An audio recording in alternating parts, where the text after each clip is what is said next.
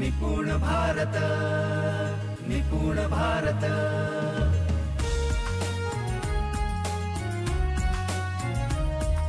निपुण भारत, निपुण भारत। याचा उपयोग जे मधल्या काळात ज्या शाळा बंद होत्या त्या काळात पण बरेचसे शिक्षकांना हे जमलेले आहेत आणि हे याला ऑनलाईन शिक्षणच म्हणायला पाहिजे असं नाही।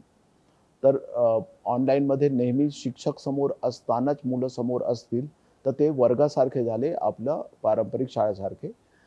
पण जेव्हा यूट्यूबचे व्हिडिओ वापरतात आणि व्हॉट्सॲप ग्रुप वापरतात तेव्हा शिक्षक नेहमी सोबत असायला, समोर असायला पाहिजे असं नाही, सोबत असायला पाहिजे। तर शिक्षकाचा विचार सोबत असावा लागतो। या बदललेल्या युगामध्ये शिक्षकाचं शरीर सोबत असायची गरज भासत नाही। हे जे लॉकडाऊनच्या काळामध्ये घडलंय ते आता लॉकडाऊन नाही, तेव्हा शाळा जरी सुरू असल्या तरी पण शाळेच्या आधी आणि शाळेच्या नंतर शिक्षकाचा विचार मुलांसोबत राहू शकतो आणि हे घडलेलं आहे। आपल्या डहाणू प्रकल्पामध्ये जो ITDPने राबवला, तसेच नंदुरबार प्रकल्पामध्ये आदिवासी विकास विभागाच्या शाळांनी राबवला, तर त्यामध्ये असंही दिसून आलं की जेव्हा सुट्टी लागली, उन्हाळी सुट्टी, तेव्हा मुलांना जेवढं येत होता त्यापेक्षा अधिक जेव्हा मुलं शाळेत परत आली, पुन्हा शाळा सुरू झाल्यानंतर त्यापेक्षा अधिक येत होती। कारण की तो विचार होता की मुलांसोबत की तू स्वतः शिकू शकतो, तू शिकण्याची नवीन आव्हाने पेलू थोडं शकतो। थांबवतो सर तुम्हाला, कारण या बाबत मला असं वाटतं प्रेक्षकांना आणि मला पण अधिक जास्त कुतूहल आहे। तुम्ही आता बोलताना असं म्हटलेत की शाळेला सुट्टी लागली आणि मुलं जास्त शिकलीत।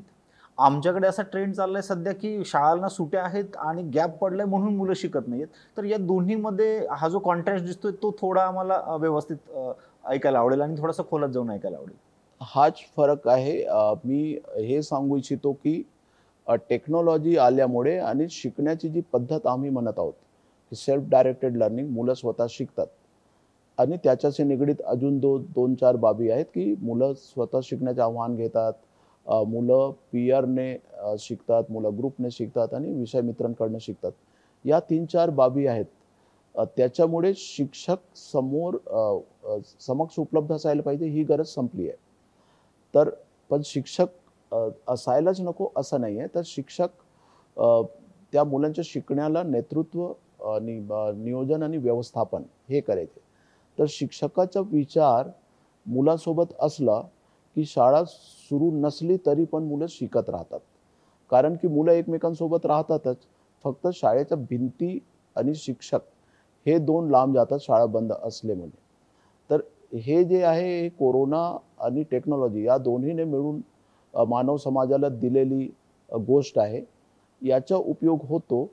तर आधीच्या काळात तू म्हटलंस त्याप्रमाणे एखादी दिवाळी किंवा उन्हाळी सुट्टी झाली की मुलं जेवढे शिकलेले असायचे त्यातले काही गोष्टी विसरून ते परत यायचे पुन्हा शाळेत येताना। आत्ताचे दिवस वेगळे झाले या प्रकारचे शिकण्याच्या प्रक्रियेमुळे।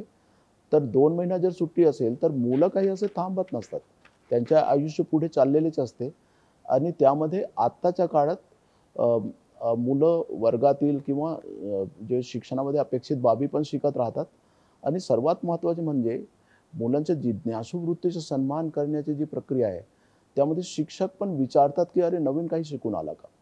आधीच्या काळामध्ये शिक्षक हे अपेक्षाच करत नसायचे, त्यांना वाटायचे की आम्ही जर शिकवले नाही तर मुलांना येणारच नाही।